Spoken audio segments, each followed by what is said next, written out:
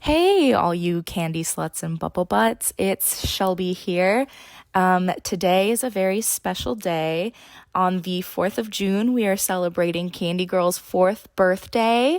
We're super excited. You know, we started this show to give a platform to sex workers so they can share their experiences and hopefully educate those who are unfamiliar with the space so they can become more knowledgeable and, you know, hopefully grow as individuals. Cactus thought to celebrate today, we could put together a little audio montage of some of our favorite moments over the past few years. We've had so many incredible guests, and we've learned so much about the industry and sexuality and queerness and how to be better activists and prejudice and, you know, so many different forms of sex work and what it means to people who both perform it and consume it.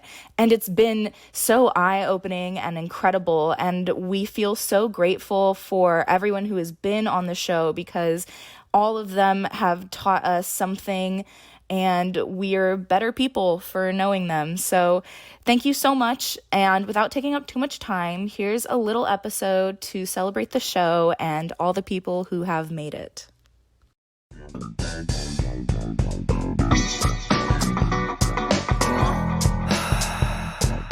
My name is Alexis Fem. My name is Callie Mack. My name is Goddess Siriana. You can call me Siriana. I'm Nia Listic. Tiffany Duncan, that's my name. Mistress Kiki, hello. My name is Sophia the Goddess. I'm from Canada. Hi, I'm Madam Skin. I have been an adult performer for a few years, but now I also do music. I write and perform songs, and I also work as a dominatrix. So my name is Madam Kelli Provocateur. I am an adult fetish star and professional dominatrix and professional fitness model.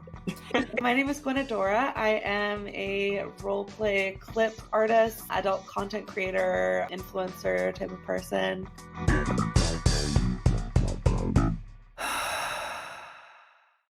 I don't think that I get a vibe that you are a certain gender or that you're trying to fit in a mold. There's definitely this uniqueness about you, and it's just so inspiring. And also, I really want to frolic in a field with you. Like that. We have dreams. Zenayda and I will make it happen. What are the most sexual ways to talk about the plant life cycle? Do y'all know that? I don't know if you guys have ever seen Grease 2 with Michelle Pfeiffer. I was just listening to the soundtrack today. I have no idea what they're talking about. It's one of the worst remakes of Grease, but it's supposed to be like in the future in the 80s and like, okay, continue, please. But they have a song about plants. It's called Reproduction. It's about reproduction. Reproduction. Put my stamen to the test. It's so good. That's how you make plants sexual, is whatever they did in Grease 2 during the reproduction song. There you go. If you look at flowers look like vaginas. And all vaginas are so different and unique to their own, and they're so beautiful. And when you look at flowers, they're exactly like that. And with a lot of fruit as well. And that's one of the reasons why I love incorporating flowers and fruit into my work, because it embodies this part of me, you know? And I want everyone to just love their bodies, because bodies are so beautiful and special, and yes. This was my choice, and this is something I'm proud to do. And I make content that satisfies people's cardinal need. I scratch certain itches that, you know, people can't actually talk about. I'll be candid. I've actually had a couple people approach me to make custom content regarding pegging, and they were like, this is not something that I've ever been able to really talk about with a partner, and I'm glad that, you know, I could come to you with this and make me more comfortable and see that this really is, you know, something that shouldn't be so stigmatized. It's things like this podcast and my podcast and so many other things that are made by sex workers that I think are the most important. And whenever something becomes mainstream, like the Selling Sex documentary by ABC that's like on Hulu, it becomes a watered down version of the truth. What kind of music do you play at those parties? Oh my gosh, it's been all over the board. It's been anything from like, 80s to I've heard like techno, I've heard, some hip hop, it's all over the board. All over the board. None of those are songs I would have expected. I guess somewhere in my mind when I think party in a dungeon, it's like just Count Dracula playing an organ. Wait, what's Count Dracula playing? What song is that?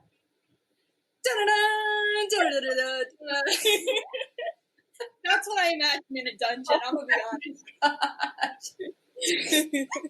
It would probably be so easy to get in your head and just fuck with you. Please, I'm begging you, come to Denver. I need you to, again, fix my daddy issues, choke me, and then fuck with me. Thank you. Okay, when we go back to like favorite things to do, that's one of my favorite things. Like I love finding that little thing that just, I'm like a little, like, how you're kind of bratty. I'm kind of bratty in that way too. I don't know if it's bratty. Like I'm like an antagonist. Do our hot girl shit together and we grow together. I've been able to meet some really wonderful people. Even during coronavirus, we've been getting tested, everything. But like, collaboration was for me a part of the job that I really started to enjoy once I started to do it. Sometimes I'll go and meet girls and I won't know them at all, but I'm very gay and they're also gay, I hope. And we're gay together for business. And I feel like that's a great deal. And when that deal started to like manifest itself, I was like, I just want to be friends with all of you. And I'm very lucky that I've been able to meet like the most wonderful people, even in my city and from out of town, because the internet is so incredible.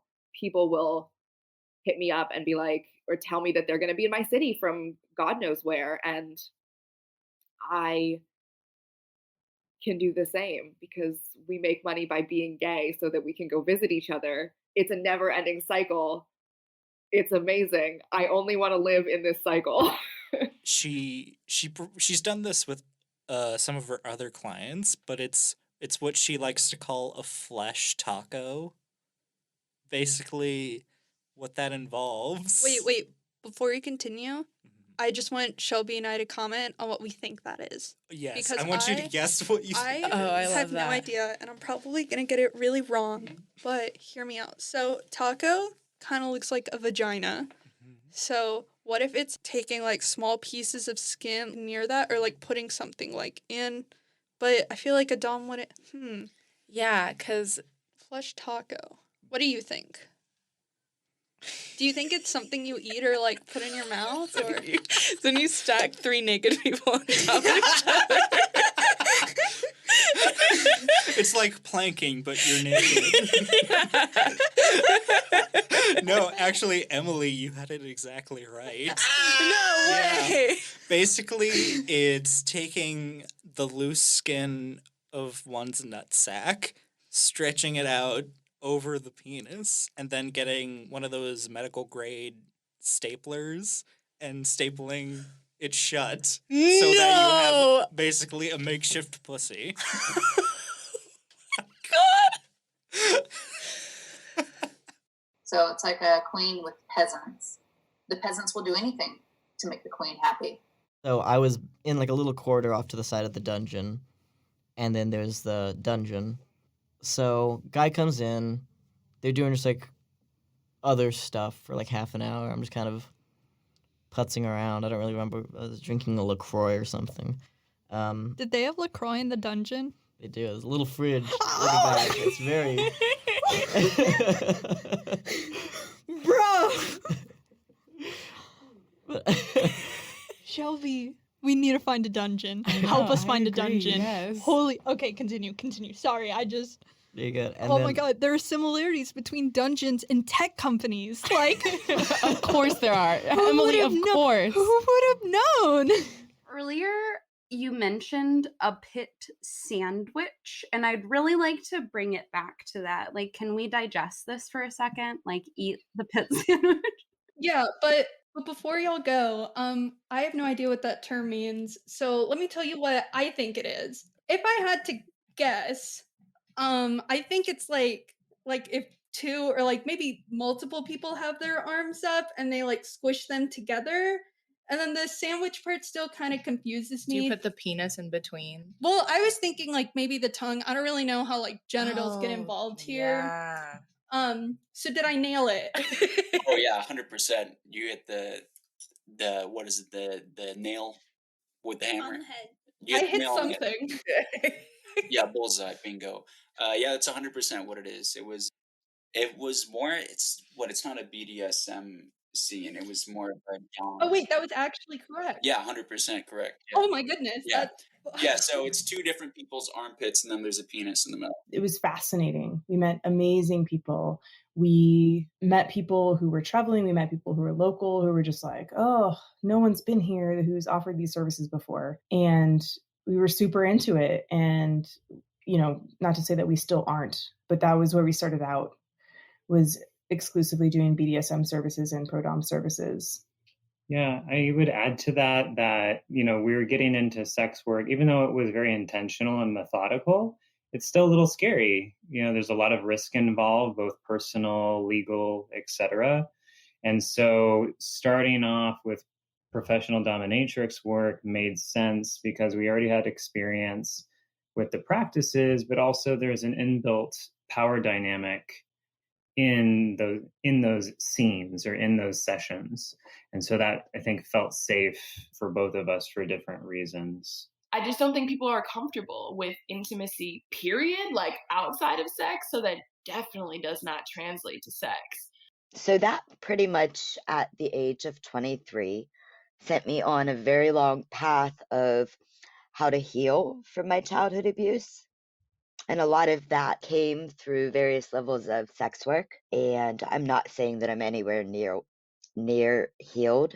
I said that I'm a special kind of broken. I'm never going to be okay, and that's okay. But I have found a lot of healing through sex work and through sex in general, and a lot through BDSM as sex work and BDSM on a personal level.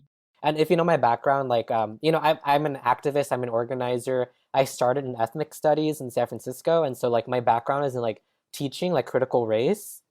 In addition to sucking dick, my background is in teaching anti-racism. The Goddess, the Dominatrix, is actually really working, serious work, doing my part in changing minds and teaching and educating people that, you know, the color of our skin should not be of any significance at this point, and especially in a country so big and so broad and so amazing, you know. All right, Shelby, do you want to wrap this up now? Yes. Aspiring whore, go where no man has gone before. Slut passing. Yeah. You have so many good taglines. This is amazing. Thank you so much for talking with us. We absolutely loved having you. Thank you so much for talking with us. I feel like we got to learn so much. Thank you so much for being on the show. And we will hear from you, Candy Sluts and Bubble Butts, next week.